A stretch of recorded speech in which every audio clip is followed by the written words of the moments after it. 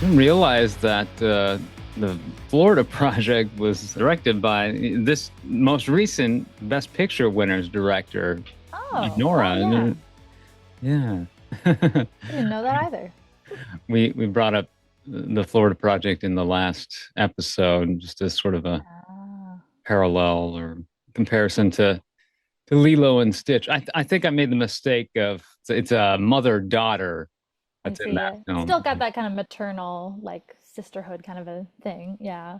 Yeah, it's a single mother living in like a budget motel in Kissimmee, Florida. So no, Florida Project, great film from I gotta check that out. Yeah. 2017. Yeah, and yeah, Nora was the same director. It came out. I Huh. don't know. Has he won Best Director? I have to check on that. But yeah, well, welcome, Laura, to Lilo and Stitch, our second Ooh. episode, consecutively discussing the this franchise from Disney. How are you? I'm good. I mean, this movie put me in like such a great mood. Like, it's one that I've always enjoyed since childhood. Like, I really just love the Stitch universe at this point. There's like so much of the pantheon of Stitch at this point. Like, not only he's kind of like transcended even like physical kind of like the media of watching a show. Like he's such like an icon now. Like actually right now at the Mall of America, and it might be ending this weekend. There's a Miniso pop-up in the middle of like the rotunda that's all Stitch merch from Miniso, and like the whole building that they've made for it is like shaped like Stitch. So like it's like a huge merch empire. There's a lot of opportunities there. Then there's also like yeah, there's like so many. I loved the series growing up. It's very Pokemon, like Monster of the Week kind of a thing. And then like, Gotta Catch 'Em All. There was an anime which I haven't watched, but I would like to watch. Like there's, and I had the Game Boy game of Stitch. I had a DS game as well that was Stitch related. So like I enjoy this a lot. As somebody who loves both Aliens and the Beach, like yeah, Oh, it's yeah. very up my alley. Yeah, there's great vibes with this. I don't know. I might have to insert some Hawaiian music in the Oh background just yeah, get some ukuleles in there. to Yeah. establish Or that. Elvis, who knows? Yeah. Yeah, yeah, totally on island time for this episode. Mhm. So I want to be as laid back as possible and not also probably keep you too long here. But yeah, I mean, it's gorgeous outside. So I Oh want yeah. I'm just coming off of work and recording this, but yeah, you're joining me, Laura, from Minnesota. You're in the southern part of the state. I'm in the northern part. Philip Elke here with the Thoughtcast conversations about animation and Lilo and Stitch. I mean, I've been loving the tropical vibes with some of the latest stuff we've been covering, like Oh Moana. yeah.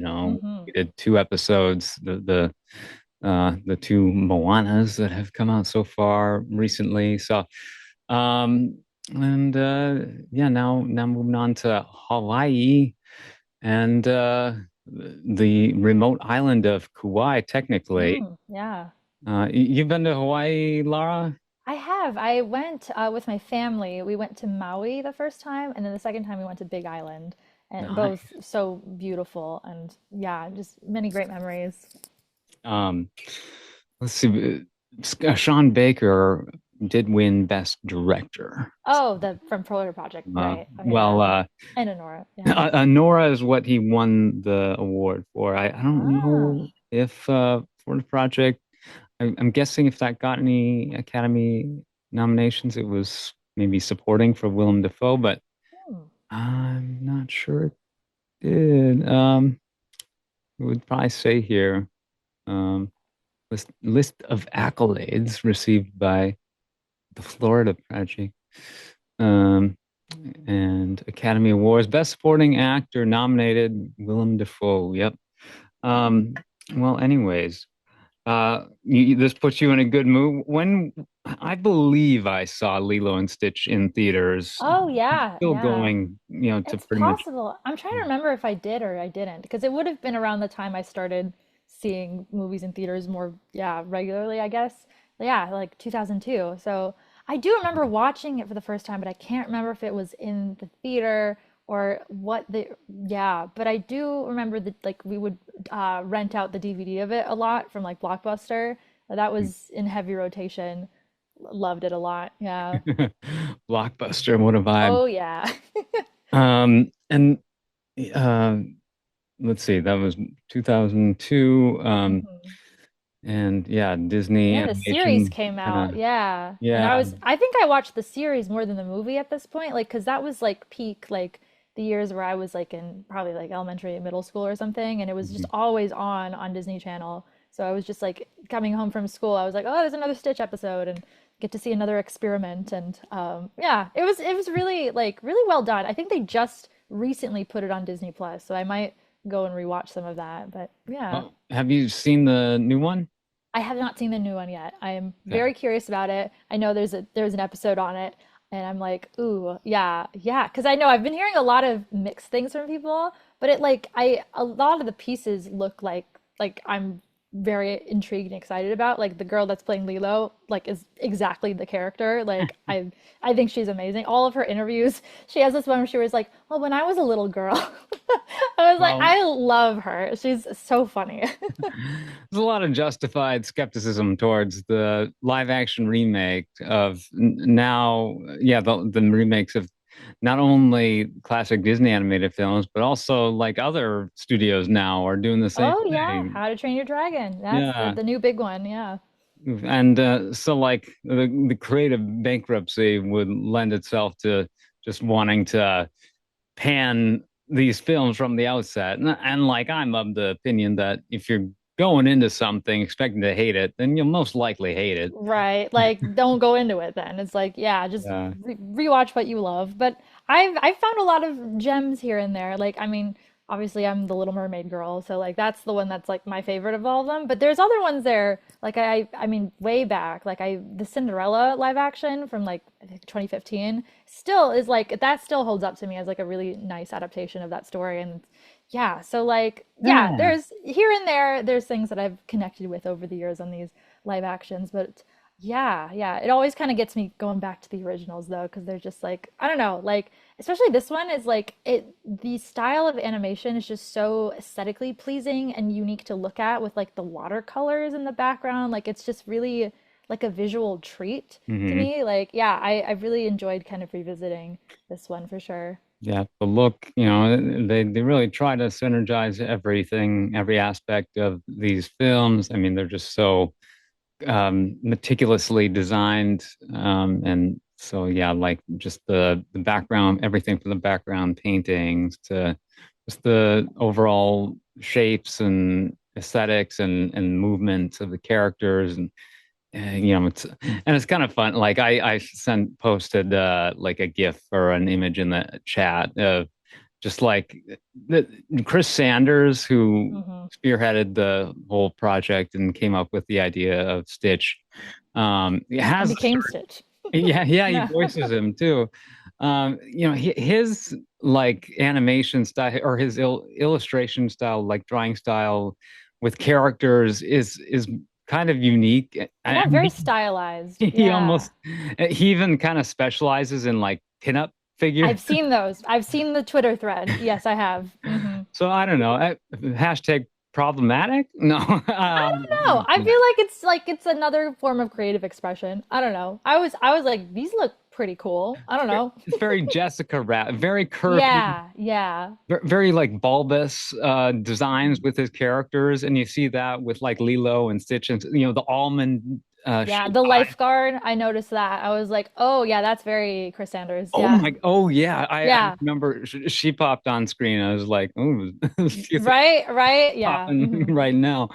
Yeah, like very, very kind of Jessica Rabbit vibe, Hmm. what was the Baywatch. Right. Um, yeah, looking at that of like all the live action remakes. I mean that Cinderella movie from 2015 was sort of a prototype, Right. and It was before they really started yeah, churning them out, it feels like. It was, yeah. Same with like Alice in Wonderland was another like early kind of more on the Tim Burton side, but yeah. and that had more of just a spectacle Yeah. or Very specifically stylized as well. Like, the yeah. Cinderella was kind of pared down, and Hmm. I'm sure That had was a Kenneth Branagh, right? Yeah. yeah, Kenneth Branagh, yeah, more Yeah. limited budget. I mean, what kind of crazy visual effects would you even? I suppose like the The transformation of the dress, jet, that's a big moment. And like the the coach. carriage, all of Yeah. that. Like, yeah. But everything else, like, yeah, a little more subdued. Yeah. I mean, big part of what I liked about the new Lilo and Stitch, of course, that I thought the characterizations were Mm. spot on, and like the Oh, look, good. Yeah. even the look of Stitch, like that Yeah. could easily It's go hard to wrong. mess up, I feel like. Like, they have such an iconic and then they got Chris Sanders back. So it's like, yeah, they weren't really gonna mess that one up. Yeah. Yeah, nowadays with the way you can make the lie or the character models just so Mhm. photoreal and lifelike, it might not have worked. Like remember the old like Garfield live action with Bill Oh, Murray, yeah, yeah, kind of yeah, the fakey first one. looking, Yeah. and Hmm. or even like Sonic the Hedgehog, that initial Yeah, and trailer. then people bullied the studios and they changed it. I'm like, sometimes bullying works, I guess.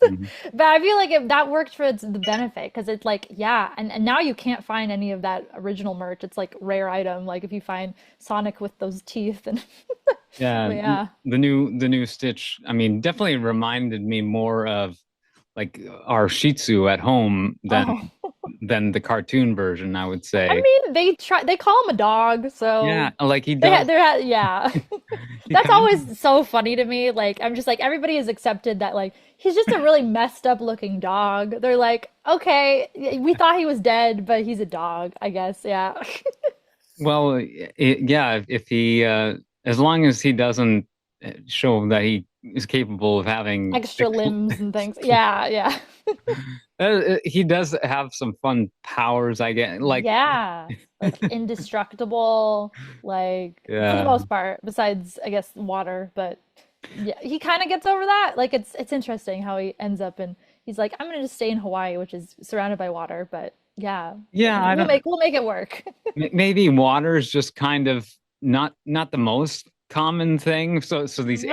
aliens, yeah, it's just assumed that Yeah, it's because a they're easily hazardous. persuaded. Because, like, I mean, as Cobra Bubbles alludes to, like, he was like, "Yeah, I saved the world once. I used to be CIA, and I convinced an alien race that mosquitoes are an endangered species." And I'm like, "Oh, that is an insane lore drop." But yeah, I'm Yeah, here for that. there's some fun implications as if Yeah, I did not pick up on that when I was a kid. I was like, "What?" Like, and he's like Roswell. I'm like, "Oh my God!" Like, just putting the pieces together. That was very cool. yeah, does this Galactic Council not consider humanity to be Nope, like they're just part of the mosquito life chain. Like that's all we matter in this world. yeah, That tickled me. I was like, "Oh, that's great."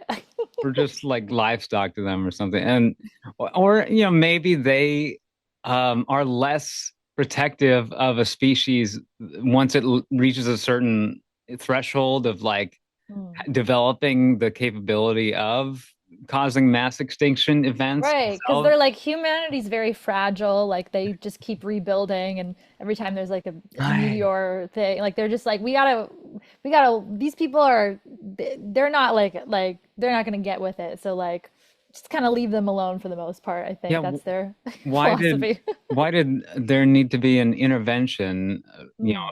around the time of Roswell? Well, this was in the 70s. The original Yeah. Roswell was in the 50s, I 73? think. Oh, 50. Yeah, yeah, yeah. I think he said 73, if I remember Yeah, correctly. so Yeah. there had been alien um kind of escape I was or like, when was Project Blue Book? That's also, that figures into all of this somewhere, I'm sure. yeah, it was almost as if aliens were threatening to do something back in, Hmm. like almost embarking on an extermination event back in those days, but were prevented from doing so because Yeah. they were Those told, Cobra bubbles. and they were told that yeah, mosquitoes were endangered, so they can't Yeah. eradicate humanity. And Amazing. it's they're like in UFO lore, there's sort of a trope that aliens are they're very averse to humans acquisition of nuclear technology Oh, because it yeah. and that messes with their like technology, or like if aliens are passing through like alternative dimensions in order to achieve interstellar travel, the use of nuclear technology like messes with that somehow, causes Mm. interference. So Yeah, there's like blocked signals or something. Like, yeah. yeah, that theme is almost kind of explored. It's a very clumsy film, the film Superman 2, but like, Oh, the villains are banished to the shadow zone. Is that what it's mm, called? Um, no idea. Phantom Zone. Phantom Thread. Oh, Um, they're freed once a nuclear weapon goes off, and it like shatters this containment that they're trapped in when at being locked in the Phantom Zone. geez. Oh my gosh. And yeah, it's kind of odd because like they're placed in the Phantom Zone on Krypton, which is, either across the galaxy or in a different galaxy. And but somehow this containment has either, I don't know, maybe it's floated within the proximity of Earth, or nuclear quantum physics is just so weird that something that happens near Earth can, like the detonation of a nuclear device, Yeah, I suppose. Yeah. can ripple out through dimensions. So, you could feel the effects in maybe another part of distant, space. I don't know. Yeah.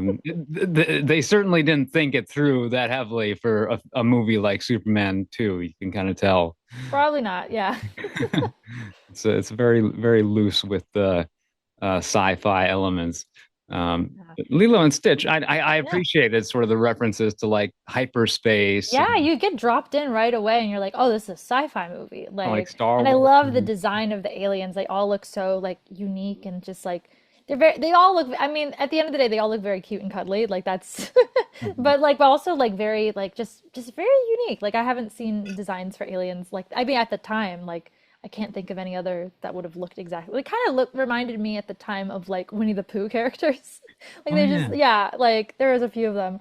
And also like, yeah, the Grand Council woman like gave me like Star Wars vibes. Just had this like very sleek, tall, like, Mhm. yeah, very, yeah. So I like that we're dropped in right away. And I remember when this movie came out, and you'll probably remember this as well, all the trailers and teasers that were like Stitch kind of dropping in on other movies, and like these like iconic characters like Ariel, like Aladdin and Jasmine, and Well, Mufa yeah. or Simba's birth. They're like, get your own movie. And like that was like such a like iconic advertising thing. And I was wondering if they would bring it back for the live action, because a lot of those films have become live action. So like they could have Right. easily like filmed a thing of Halle Bailey on the rock, or like Aladdin and Jasmine flying in Agrabah or something. I was like, that would have been a like that's a kind of nostalgia bait that like that would get me. Like So it that, really would. yeah, I mean, that is, involving, a lot of like getting actors on board, having to pay Yeah, people. yeah. That's probably why they didn't do it.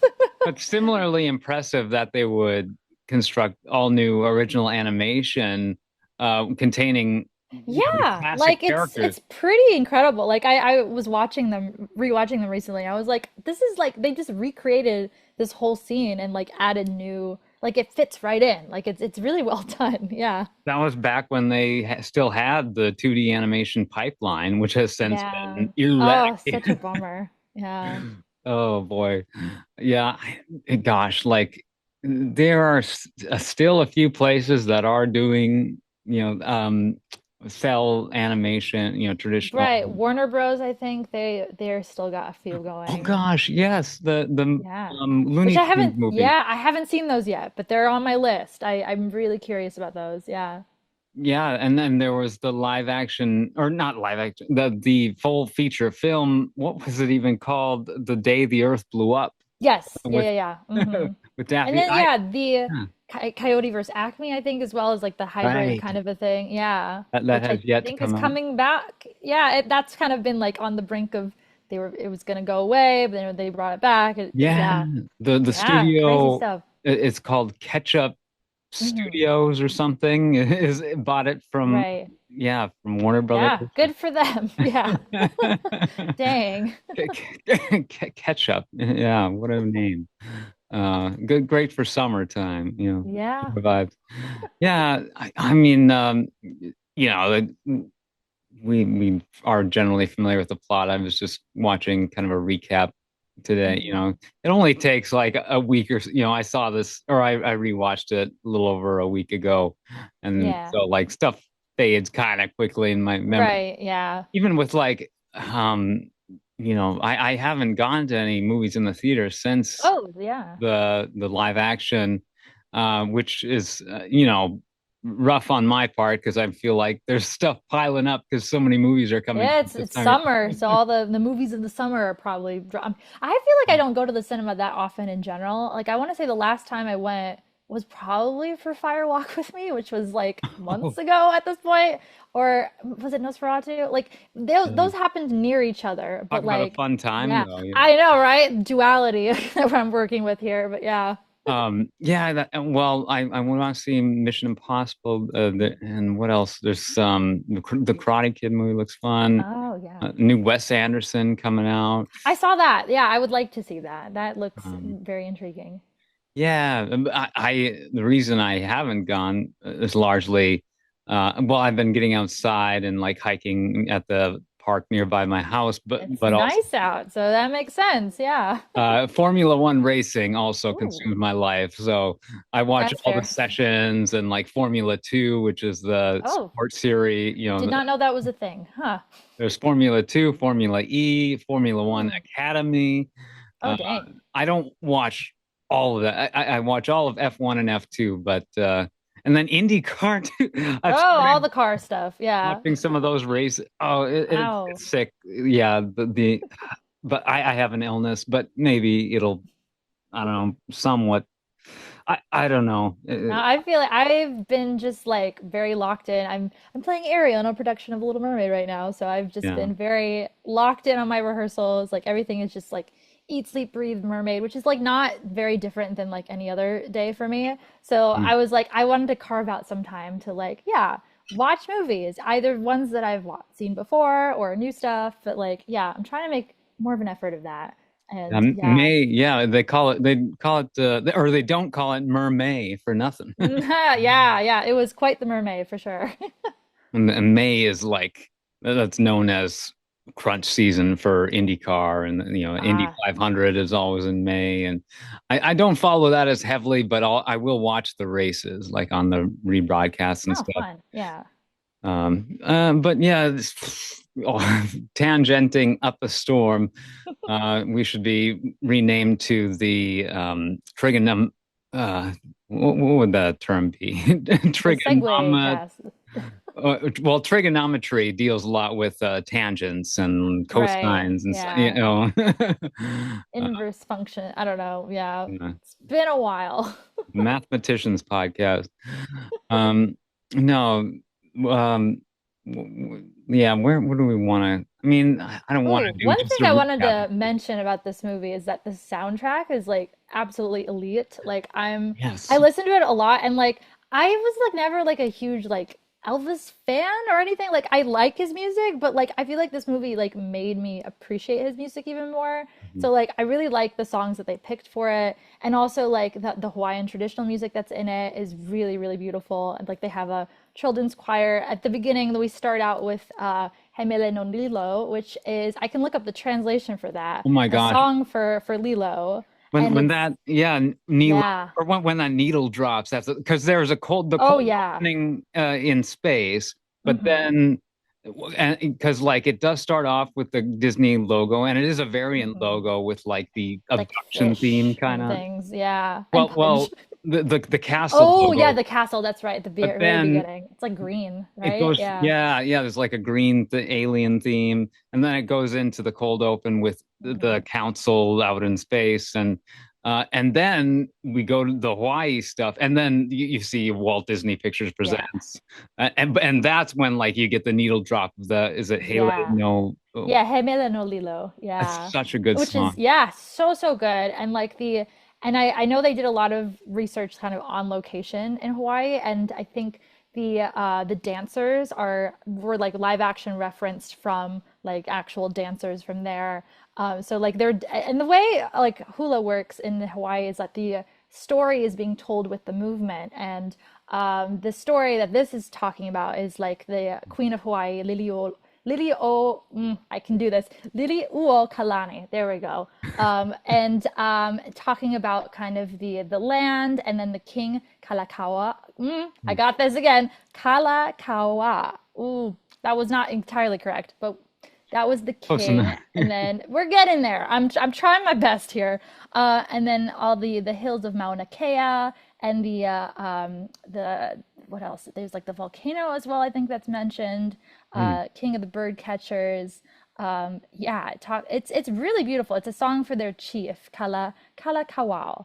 Yeah, beautiful, beautiful piece, and with beautiful dancing, and it's really like a nice character moment for Lila. Like you find out kind of exactly like who this girl is. Like she's like having fun on the beach with her like fish friend that she gives a sandwich to, and she's like, "Oh, I gotta head over to my performance," and then um, things don't go exactly to plan. I remember the first time I saw this character, I was like, oh, I would have been her friend. Like, we're like on the same wavelength on life. And like, I was like, why does she have friends? Like, why are her friends so mean to her? And I was watching it again, like now, I was like, man, like, they're just so like cruel to her. She's just a little bit quirky, a little bit different, and like probably neurodivergent. That's my headcanon. I'm like, Okay. yeah, Because I was gonna say, yeah. yeah, Lilo, getting into the characters, like Hmm. she's definitely very eccentric, but in a Yeah. lovable way, and Yeah. she's had And she trauma means in her well, life. and she seems very like logical about it too. Like, yeah, I wouldn't feed a fish. Like, I get you on that. Like, you're right.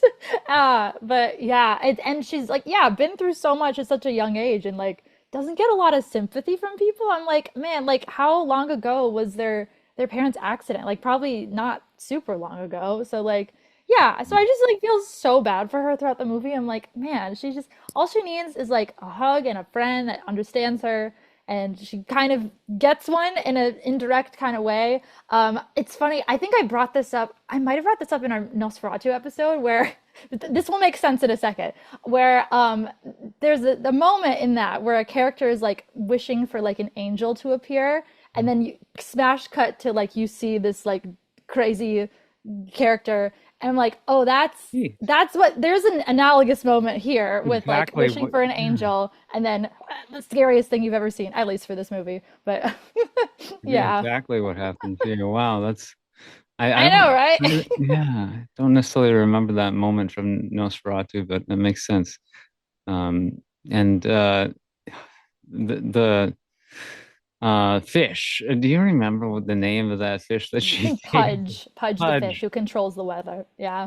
So it's significant that she would be concerned with, the state of the weather because of her Yes. parents. Yeah. There's a trauma association there for sure. Yeah, Like, their yeah. accident took place in Hmm. some nasty weather.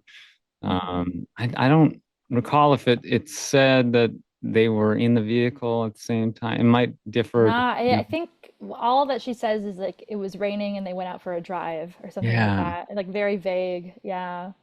yeah. It's just all referenced and never Hmm. shown in either Yeah. version. Um, yeah, Yeah, I was wondering if the live action kind of fleshed that out too. I was, yeah, curious about that. if you want a scenario like Oh, that depicted on screen, I mean, there are plenty of films that offer a version of yeah. that, but Hmm. as far as like an animated version, and it was a movie we covered, and we brought this up with Alex on last episode, but Wendell and Wild, have you seen that? Oh, no, I haven't. No. Yeah, that has it kind of opens. I mean, that's the inciting into the I film. see. The main character is a young girl who's orphaned, and Oh, so yeah, sad. it's Oh my gosh. a similar incident with a Yeah. vehicle. I found myself crying through this movie. I was not expecting to. I don't consider myself a crier that often, and I don't remember as a kid crying while watching this movie, but like there were a lot of moments that really got me. I was like, "Oh man. Oh man." Like yeah, yeah. And I think like looking back on it, like you don't, I think when I was a kid, I didn't realize how young Nani and Lilo are and like all this responsibility that's especially on Nani. Like I think you like when I'm a kid, I kind of see her and I'm like, oh, she's the adult in this situation. But like no, she's just like a teenager. Like and she Hmm. has to kind of figure all this out with the social worker, like figuring stuff out with work and like and then she's got like this guy that she's kind of interested in but can't really fully date or anything at the moment because she's got her hands full. So it's like yeah, like it's just I just was it's hits different looking back at it and as an adult, like I'm like these are all just kids, like oh my Yeah. gosh, yeah, Yeah, Nani's maybe like 18, yeah, voiced by hmm, Tia Carrere. yeah, iconic voice, oh my gosh, yeah, Yeah, so I mean, yeah, it is kind of a rough situation. I mean, the state of their house is not great. You know, yeah. it's in yeah, a bit of a shambles. And probably just, I mean, not, I wouldn't think that Nani is just sort of an inherently irresponsible person, but she's trying to find work and just is Yeah, she's probably, making an effort for sure. It's just yeah, there's the chips are just not they're stacked in her favor. Like it's very yeah, it's just it's a lot on her plate for sure.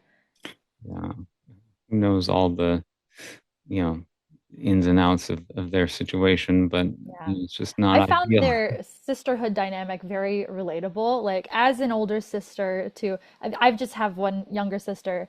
We don't always get along really well. And there was, I feel like it didn't get depicted in a lot of the media that we watch. It was all like sisters that are best friends and like, they hang out and they do everything together. And like, no, there was, yeah, it's like there was a line in here about like, it's our job to yell at each other. I'm like, yeah, that rings true to my experience with my sister. But yeah. Yeah, it's fun that uh, like they were willing to go there with the Yeah, Disney. yeah. Yeah. I really admire that they kept it as real as they could. Like of Mhm. course it's a kids movie, so there's certain things that you can and probably wouldn't want to do, but like they were really wanted to keep it like Mhm. relatable and authentic to a degree and said that people watching it in similar situations might feel seen a little bit more, I'm sure. Yeah. Yeah, I mean, so much probably went over my head as a Mm. kid, you know, undoubtedly, but you know, just the kind of mundanity of the situation in a way, Yeah. you wouldn't think maybe would lend itself to, you know, animation quite as much, Mm. apart from like the alien Yeah, scenario. yeah. You know, that is, you know, great material for the wonders of, you know, cell animation.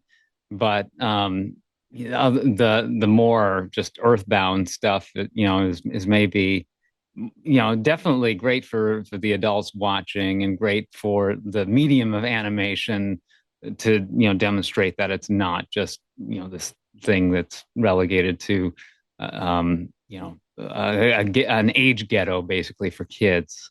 Hmm. Some people describe it, in like Western animation, particularly, or in the United States, where animation, I guess, just developed, I don't know, a reputation for being targeted to kids.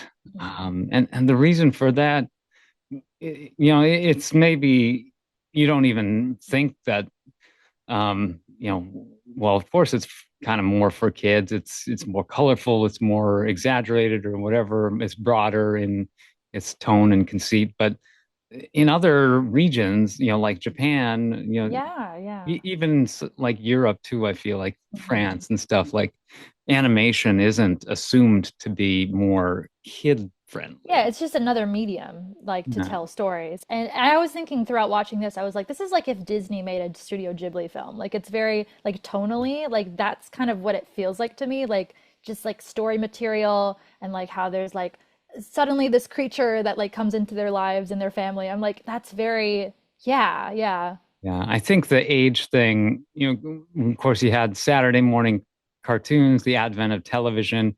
I think also the way that animation became done very cheaply Mm. in the age of television, and it almost ruined a lot of like animation, you know, Oh yeah.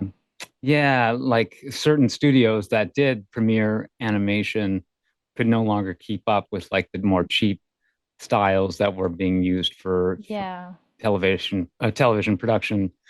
And you know that cheaper scale of work meant that you weren't getting as quality stories, and I think a lot of places were just pumping out kind of shovelware that was more Yeah. suited to kids who weren't as discerning an Yeah, audience. and they think that's what they think, but like I feel like kids know the difference. Like fundamentally, they're like if you show them kind of like a really fully realized like piece of art in a way, and then you kind of show them like, okay, we just like pooped this out in the studio. Like I feel like a lot of kids would be able to maybe if they can't quite quantify it, like they'll feel like something is off between the two. Like yeah. Yeah, you got to inject that quality art into things like Paw Patrol and I don't know. Uh, I'm trying to think of more cynical slash like the crass versions of like kids programming. Peppa Mm. Pig, is that? I Ah, don't yeah. Yeah. know. I would But say I would say though, like as a counter to that, like Bluey's doing a pretty good job of like it's like very like they're short episodes, but they're yeah, very like high quality animation and also like the themes and the heart. Like it's very like thoughtfully done for like a uh, child's development as well. Like it's very relaxing television. Like I watch it as an adult, just like I'll pull up clips every now and then. I'm like, oh, this Bluey is like it's pretty chill. Yeah. yeah. That's why I didn't say Bluey because I know that has a One of the reputation better for ones. Yeah. it just has more of a thematic depth, I Yeah. guess, overall.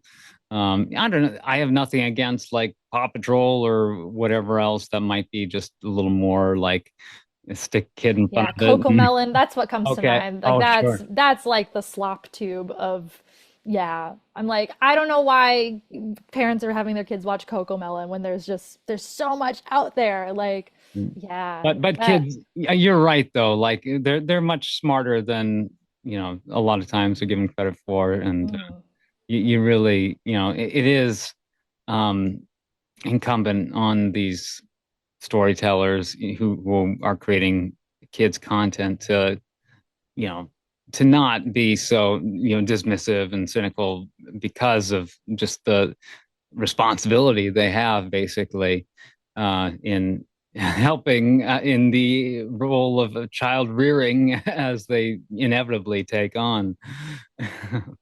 But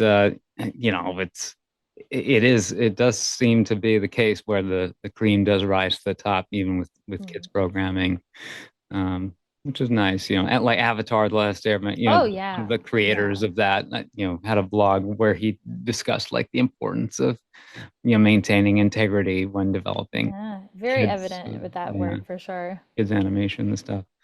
Yeah, and Disney has always considered itself to be for all audiences, not just kids. And Hmm. you can see that evident with Lilo and Stitch as well. It's maybe seemed a little less evident maybe during this era of Yeah, it was an interesting period for Disney. yeah. It was and like yeah, like growing up in this time, like there weren't a lot of like I would consider like iconic Disney movies that came out when I was like in that age range at the time. Like this was kind of when we had Home on the Range and we had like a couple other like Brother Mhm. Bear, like there's like a few in there which I would go back and probably watch at some point, but they're not the ones that I regularly would like revisit and stuff. I did end up, I think I did see Home on the Range in theaters because, I like, did yeah, there just wasn't a whole lot happening. That's when Pixar was really kind of taking up the mantle. Like, we had like Monsters Inc., Finding Nemo, been Toy Story 2, etc. Like, so like there was a little more happening on the Pixar end, I feel like, and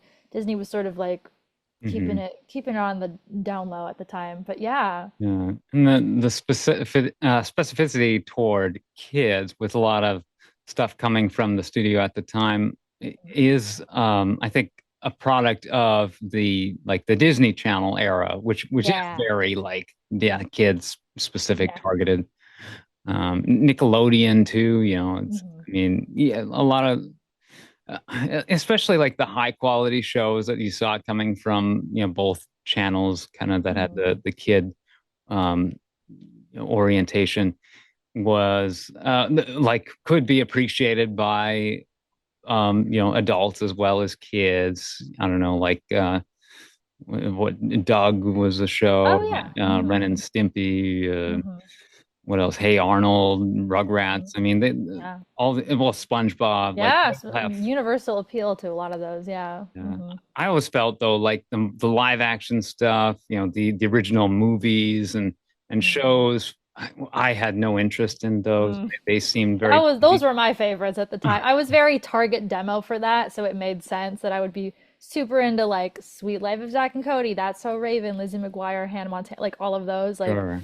yeah, so I was very much Disney Channel. Well, I kind of liked everything that was on TV at the time. Like I was watching Disney Channel, I was watching Nickelodeon, I was watching Cartoon Network. I loved like Samurai Jack and things like that, like Powerpuff Girls. Like Powerpuff Girls was probably like my favorite of all time for a while. Hmm. But like yeah, so like I was very like plugged into just everything that was on TV for kids at that time and just taking it all in. But yeah, yeah. And also like yeah, I was like kind of a gamer a little bit at the time too. I had the yeah, I was talking earlier about how I had the Game Boy game of Lilo and Stitch. I had like a few of like a lot of like tie-in games mainly. Like I don't know why I didn't have like a lot of the just regular games of like I would have loved to play like Zelda at the time, but like I don't know Yeah, why I didn't have it. I later on would end up getting it, but like yeah, yeah. makes But sense. I mean, yeah.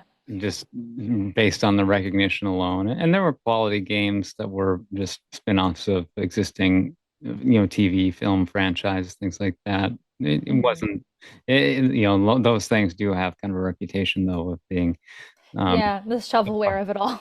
but Yeah. yeah, there was definitely a video game spin-off of Lilo and Stitch. Um, Hmm. I don't know that era was just so, I know it was such a, watershed, just of use the big C word content. Yeah. But just the rise of cable television and Hmm. computer technology. Yeah, before streaming really like took off, really. Yeah. Yeah. And then you had the Disney Renaissance at the same time. Hmm. So I don't know. There's a certain, just a certain era that we definitely find as part of our identity as you and I and our generation. It's kind of it stands very unique. I mean, I Yeah. just even watching like this Light and Magic documentary that's on Disney Oh, Plus yeah, okay. I gotta check that one out too. about the evolution of visual effects, especially this Mm. most recent season.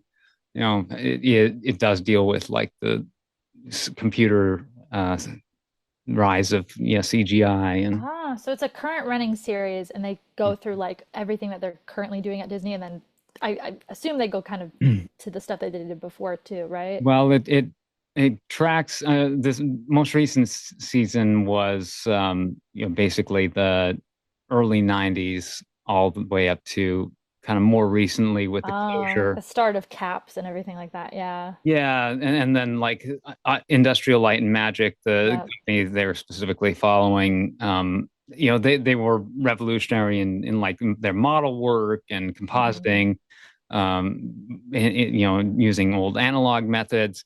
But since then, I think their model shop has basically shut down and gone Mm. defunct, which was like a kind of a huge tragedy when that happened. Oh, wow. But Yeah. it's just, practical models aren't nearly as Yeah, relevant. you don't see them as often. That's true. I'm Yeah. sure they still have the facility to do some of that, but Hmm. not like nearly the resources and dedication that they did formerly with their old studio up in the Bay Area. Now Oh, all of yeah. that is concentrated around the Presidio in San Francisco, which is where the facility that houses all their computer effects offices. And all of that stuff might eventually just get folded into the Los Angeles campus of Hmm. Disney. ILM, used to be a Lucasfilm. Well, there was Right. a Yeah, that's how I Lucasfilm, know it. yeah. Hmm. But and that's based in San Francisco. And then there was the model shop, which was up in like San Rafael, or it was even north of San Francisco across the Golden Gate Bridge Hmm. in uh, yes, San Rafael County or whatever it's called. But anyways, and that has since closed. Really, really interesting. Like Light and Magic's fascinating documentary Yeah. about Industrial Light and Magic, the effects company. They even did a couple fully animated films. They didn't just do visual effects for live Hmm. action films. Can you name at least one of the It's fully gotta be animated? Strange Magic, right? That's Yeah. one, Yeah, yeah, yeah. And I and can't think of what the other would be. Huh. so Rango. Oh, yeah. Yeah, yeah, yeah. Um, so yeah, the evolution of kind of the animation legacy of Disney kind of folds into that, and Lilo and Stitch really is kind of the last like gasp of I don't know, reputable animation, In a 2D way, 2D yeah, yeah. animation. It Yeah. very, it's like kind of the most iconic one from that period, I would say. Yeah. Yeah, and of course, the Princess and the Frog, that was a resurrection of the Yeah, because live that or the was yeah. what, like 7 years later or something like that? Yeah. Yeah, they had basically shut down their 2D animation um, facilities Oh, at the yeah. studio, but then John Lasseter brought it back after there was a huge shakeup at Walt Hmm. Disney Animation. But they really didn't do much more after Princess and the Frog, and I Yeah. think that's since I think you kind of see evidence of just the lack of that um, style being practiced. There are still some, and they can do it using certain software to replicate Right. the aesthetic. But for that Tiana's Bayou adventure, which we reviewed on the Oh, podcast, yeah. Yeah. So you got to go to Disney and go on it? I haven't. I watched the Okay. ride through, but Bridget and Jody went on it. Oh, fun. Okay, yeah. Yeah, and weirdly they didn't. Well, maybe not weirdly that they used CG sprites of like Oh, I 3D didn't know. looking. Yeah. I haven't watched a ride through of it. I was like, I'm waiting to eventually Yeah, go to it, but I don't know when that's gonna be. But yeah. yeah, yeah. Maybe the animated versions of the characters that you see on some of the screens during the ride, uh, Mm, maybe they're 3D CG animated just to match like the fact that the animatronics are mhm. a 3D technically aesthetic. But I think it would have been kind of cooler if they had brought back the 2D animation. Um, Yeah. I don't know. Speaking of theme parks, I wanted to bring this Yeah, up because there's a theme park tie-in here with Lilo and Stitch. There was a ride yeah. at Disney World, Stitch's Great Escape, which terrifying actually. It was so terrifying that like it kind of ended up closing, but the history of it is very fascinating if you know the ride that it was originally the The alien yeah, encounters, extraterrestrial right? alien encounter, which was even more terrifying. I'm like, how did they get this? How did they get this at Disney World? Like, it just, yeah, like it had like a lot of like really intense effects and like just like, Okay. yeah, Have you terrifying. It was like a so theater in the round kind of a thing, and then there was like this yeah. animatronic in the middle that was like this alien. I remember they like kill an alien or something at some point. Okay. It's very graphic. I'm like, oh my God. And then they changed it once Lilo and Stitch came out to That Stitch's sounds Great very Escape. very HR Geiger. But have you Yeah. seen? I haven't actually. I need to watch video of both that version and then the updated Yeah, Stitch it's version. it's pretty intense. And I remember when that ride was coming out, they did this big tie-in thing where Stitch like ruined Cinderella Castle with like toilet paper. People hated that. I thought that was so fun. I was like, why not? Like let him have a little bit of fun. Yeah, I Like saw. I love yeah, because Yeah, there's been so many like things with the Cinderella Castle that they've edited over the years. Like there was the cake castle, which again everybody hated, and I'm like, no, I think yeah. that's kind of fun. Like why not do something different every now and then? Yeah, I I think don't there's know. been surprisingly few though, like since Yeah.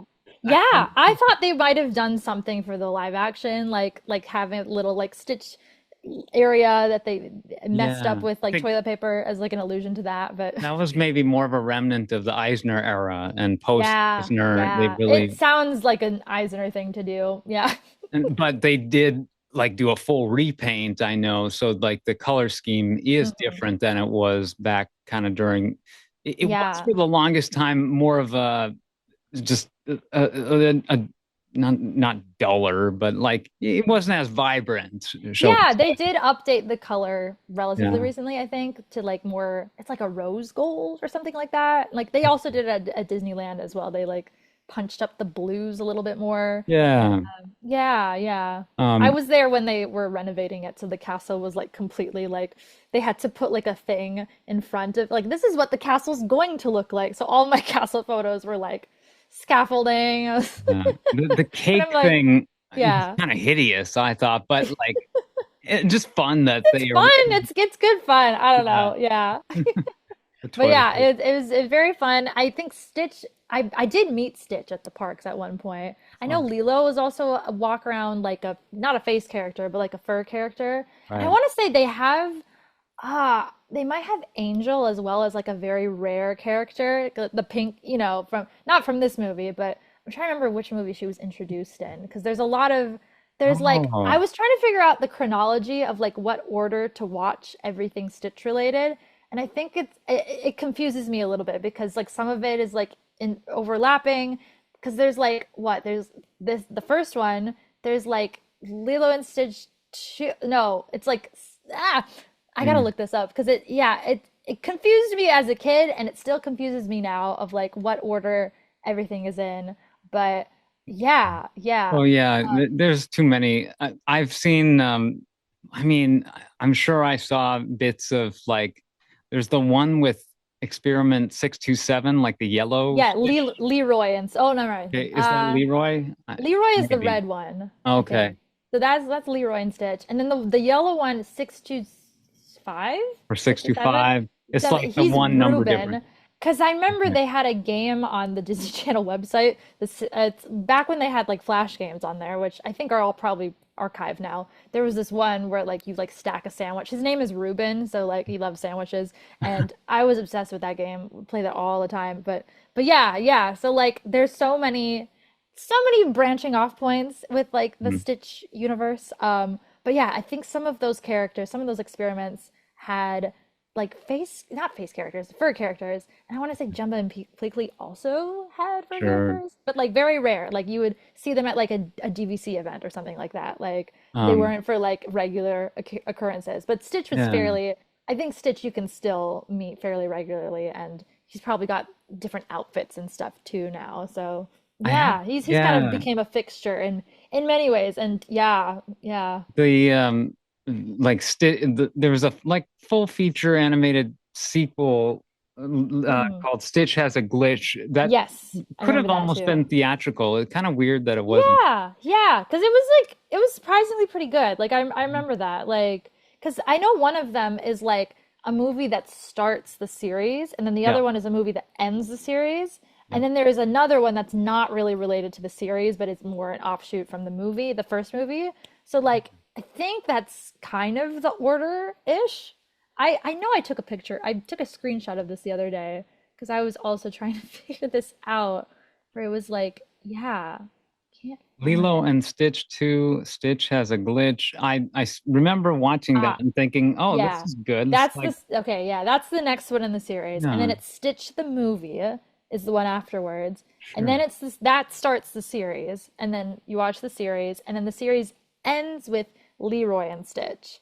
And then this is where I guess that I don't know exactly how this comes in, but there's an anime as well called Stitch and AI is what it yeah, and I don't know, it's like a new character. Hmm. Stitch it's and then there's another movie that's just Stitch exclamation point, which is also part of the anime universe of Stitch. So Oh, wow. yeah, there's a lot there. I The think there was a anime. manga as well that went with the anime. Can't remember, but yeah, so much. So in the first film, it was David Chase, the voice of Lilo. She voiced Lilo for a little while, but then Yeah. in Stitch Has a Glitch, which was 2005, Mhm. it's Dakota Fanning. Yeah. Surprising. Yeah. Um, well, we kind of got into the weeds with sort of the conflict of Lilo and Stitch in the last episode, and there really isn't much Mm, difference here. There's a character that is omitted in the live action version, mm. kind of conspicuously, but like appropriately too, I think, just with a difference of medium. The Captain Oh, Gantu. Gantu, Yeah. yeah. Hmm. Um, and it's fun watching, seeing that like the contrast of him, Mm. his size compared to other Yeah, and characters. how again nobody bats an eye. I love the universe in which this takes place in. People are like, "All right, aliens, let's get on board." Um, Yeah. there's a new I guess as a um just re almost like a replacement for that character. Now Mm. there's the second sort of social worker character added to the Oh live yeah, I action. think I saw a clip of that, and it's played by the actress that played Nani, right? Yep, Tia Yeah. Rare. Yeah, there is still the Bubbles character in the Mm. second film, and he's more, I guess, um, I, he is specific to his role as this, Mm. I don't know, government official. So in the second one, it's almost like he is not actually a social worker. He's someone who Oh, gets sent in when there's oversees the a social worker, maybe? no, Yeah. no, like Or when not there's like an even. alien event, you know. Oh, so he's more the CIA Roswell side of things, like Project Yeah, Blue Book, little that moment. Okay, yeah. which makes a lot of sense for Yeah. a Because like plot. wearing both of Yeah. those hats sounds like a lot. I'm like, well, I guess he's retired in this, but like, yeah, It's a different yeah. premise altogether Hmm. here in the original version where he is a social worker, but he's a Hmm. retired CIA. Yeah. So he has that expertise, but that's not his division anymore. Yeah, yeah. Yeah. So it works. The various Mm, changes, okay. like, there's a logic to why they do what they do. And Tia Carrere, does a great job as the social worker stand-in Mm. in the second one. Yeah, just like the miming of like, Nani trying to coach Lilo through the interviews with the social Yeah. worker. That's so I just love like that. Yeah. Discipline. He disciplines me all the time. Oh, I mean, Lila's just so great. yeah. She has a mind of her own. She's so rich with personality. Well, Mhm. okay, she's animated by Andreas. Oh, Deha. Yeah, Yeah, he's great. His characters have so much personality and flavor. I feel like he worked on Ursula as well, I want to say. Like he worked on a couple yeah, Little he Mermaid he definitely characters, but did. yeah. Yeah, like Scar and Yeah. Gaston and Jafar, I believe for A sure. lot of But those yeah, villains, yeah, with a I lot of think Ursula personality. too. Yeah. Yeah. I need to find the lead animator behind Stitch. Because that's probably someone. I think that's the guy who did like the Brother Bear stuff. What Oh, was his okay. name? He specializes in like animals. If Oh. I'm not mistaken, Stitch lead animator. Alex Cooper Schmidt. Hmm. Um, okay, yeah. Who was the Brother Bear guy? He probably didn't work on Lilo and Stitch because that was actually released the same year as. Oh no, Oh, huh. Brother Bear was 2003. Okay, But yeah. I So want they to were get it. probably working on it. Yeah. Aaron Blaze is the guy who really specializes in like animals and Yeah. just really realistic anatomy and Oh, yeah. It comes through in this film. I feel like yeah, I think I mentioned before they did a lot of like on location research and things. And I could tell kind of with the way a lot of stuff was designed. Like, yeah, they were looking at the references as like not just like a photo, like they were there. They had seen a lot of things that they were pulling from being in like being on the islands and things. So yeah. Okay.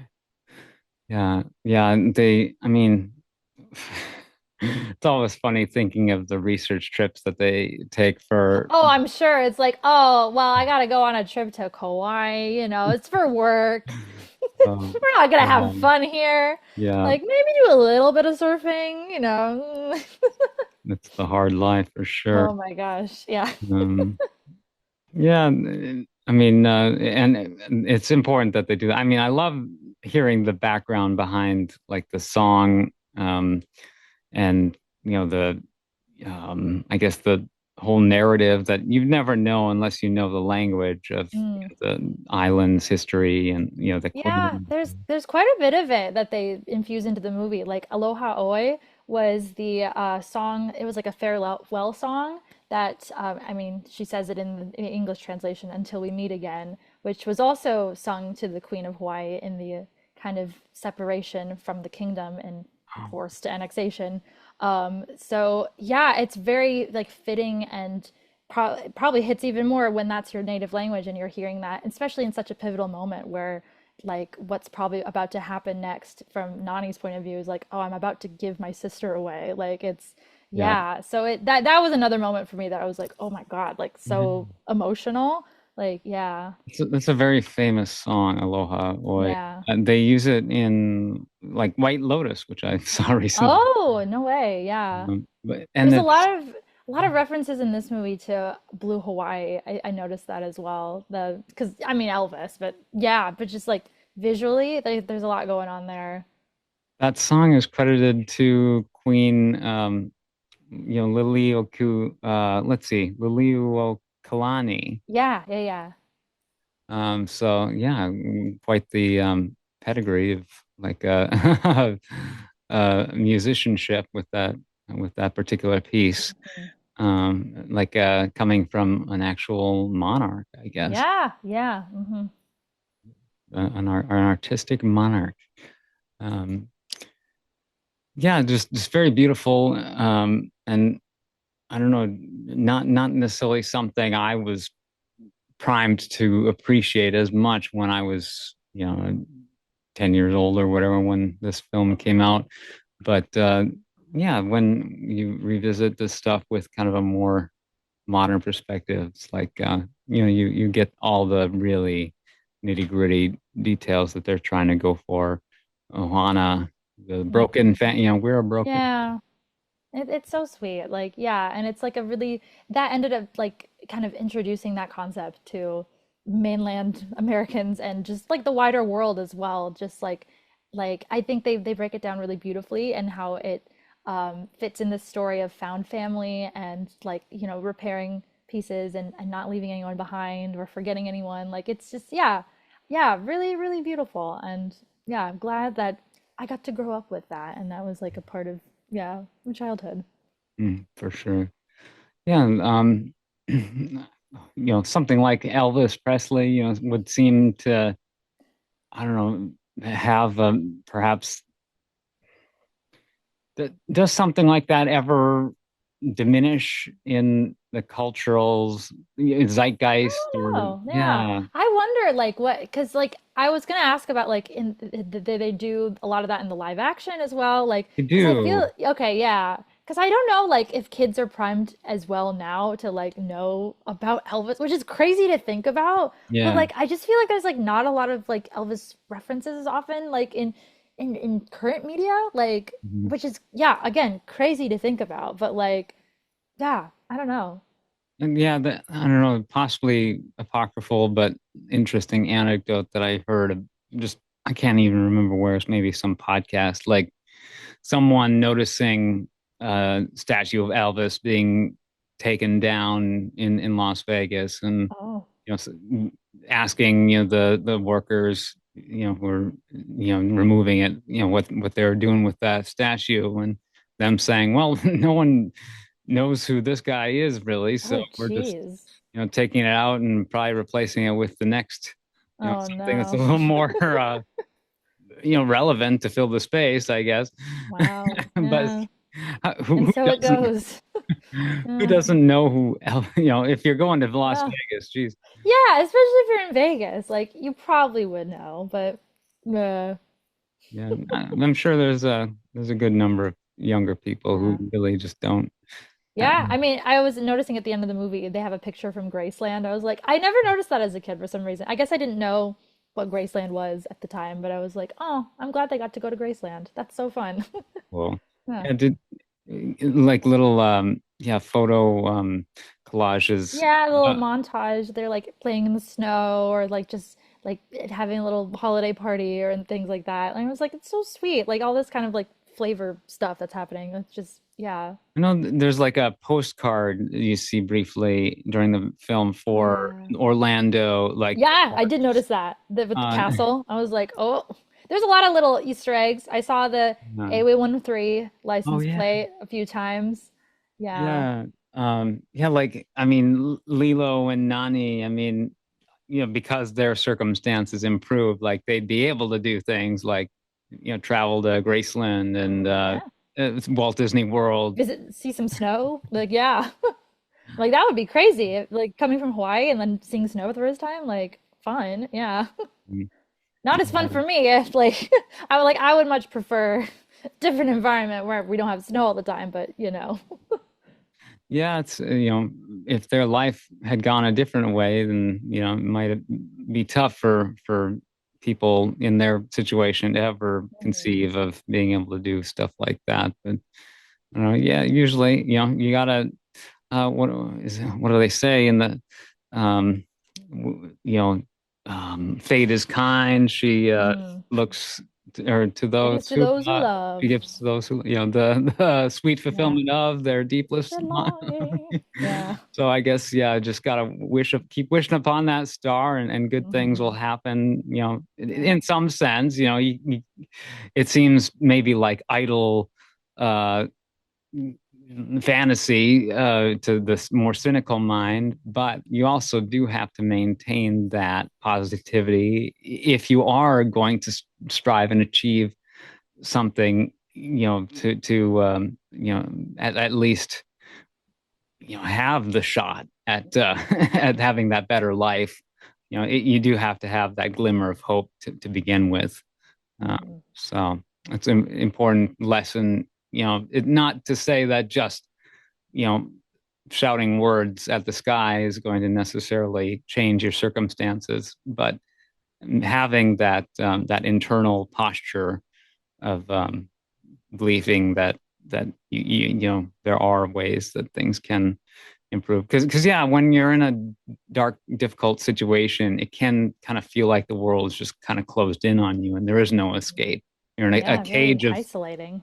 Yeah. yeah, like a cage of your own making almost.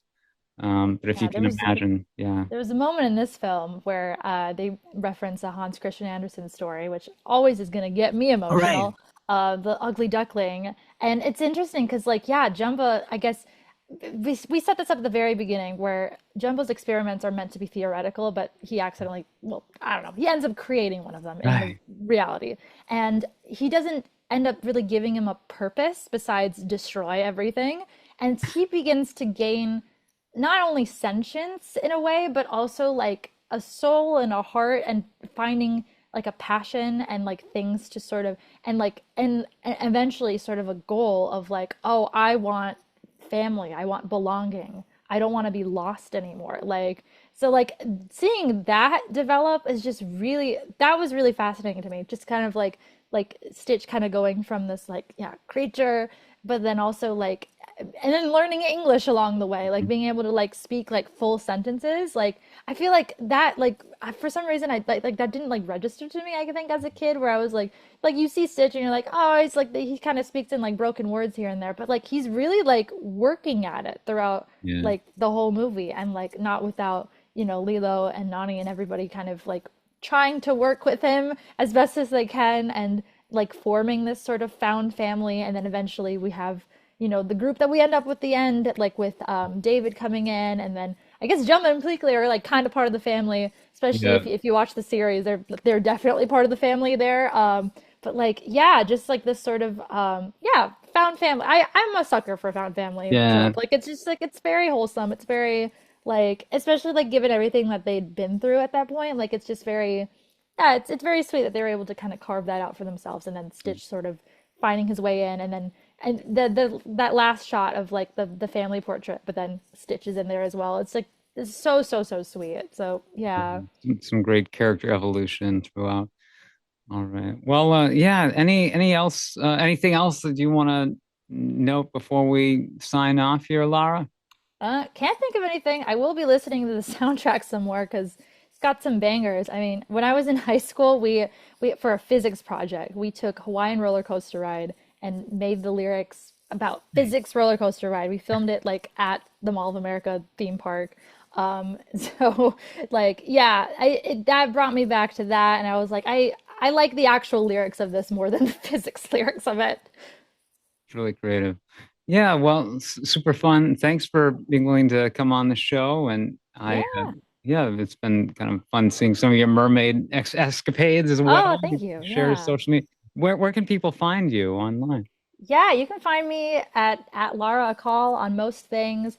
My princess stuff you can find at Part of Lara's World on Instagram, and if you want to look for more mermaidy stuff, that's at the Mermaid Lara on Instagram. Yeah, yeah. Well, fun stuff. And yeah, I know it makes it tough to get out to some of the, current releases. I mean, I'm a sucker for, the cinema.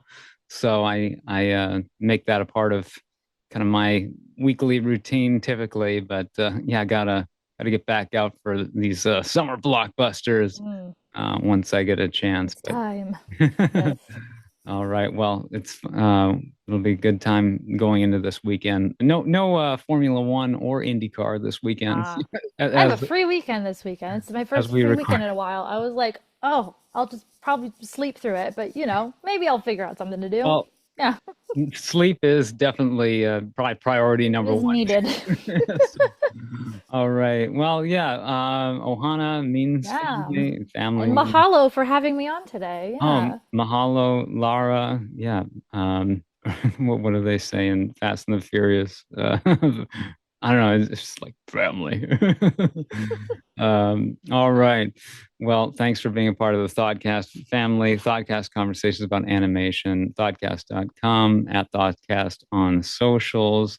Thought as in like, the opposite of frozen, if you want to, because yeah, a lot of people say unthawed when they actually mean Oh, thawed. no. It's That's sort of like a oxymoron kind of a thing. Yeah. it's just sort of like a weird like what is it? Overcorrection, maybe. Yeah, Yeah. yeah, just a quirk of language. People say different words where they're like Hmm. combining.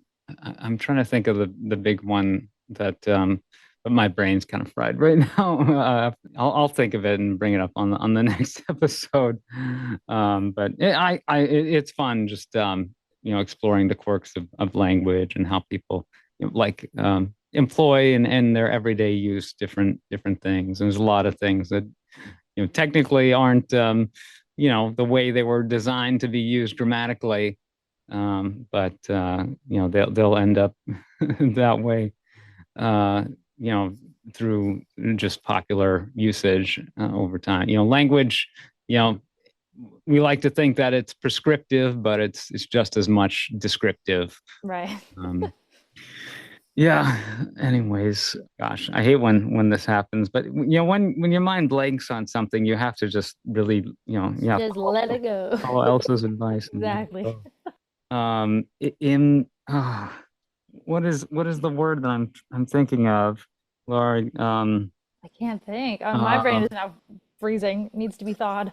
it's the Ah, irregardless, that's yes, yes. That is the big culprit. combining irrespective and regardless. Yeah. Yeah, irregardless, really, yeah. You can just say regardless. You don't need the ear at the cut off the ear. Major overcorrection. Yeah. All right, there we go. Well, thank you so much, Laura. Everyone, please have a magical day. Have a wonderful week. Warm hug.